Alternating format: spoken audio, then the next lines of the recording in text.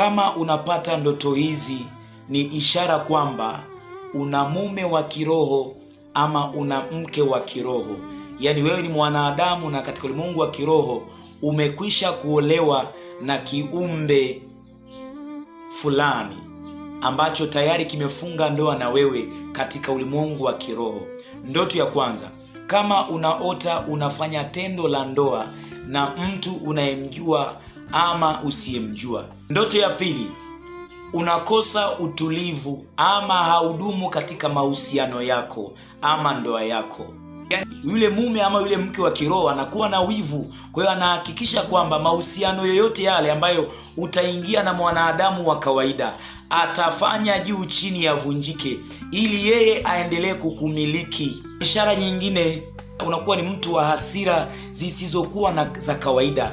Yaani unakuwa ni mtu wa hasira tu ovyo ovyo. Kuna wakati mmekaa na mpenzi wako ama mume wako mna amani, lakini ghafla tu unaanza kumchukia. Ghafla tu unaanza kuwa na hasira, unaanza kufoka, unaanza kuwa mtu wa ajabu. Baadaye unajishangaa kwamba kwa nini nimekuwa na hasira za ghafla. Ishara nyingine manake ni kwamba unakuwa adui wa maendeleo wa huyo mwenzako.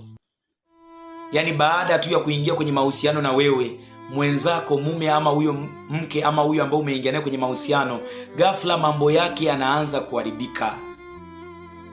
Alikuwa anafanya biashara vizuri huyo baba kabla mjaingia naye kwenye mahusiano. Alikuwa anafanya biashara vizuri huyo dada kabla hujawa naye kwenye mahusiano. Lakini baada tu ya kuingia kwenye mahusiano na wewe ambaye una ndoa ya kiroho, mambo yake yanaanza kuharibika. Biashara zinaanza kuharibika kwa sababu lile dude ambalo limekuoa kiroho linafunga mambo yake. Ishara nyingine ni utasa.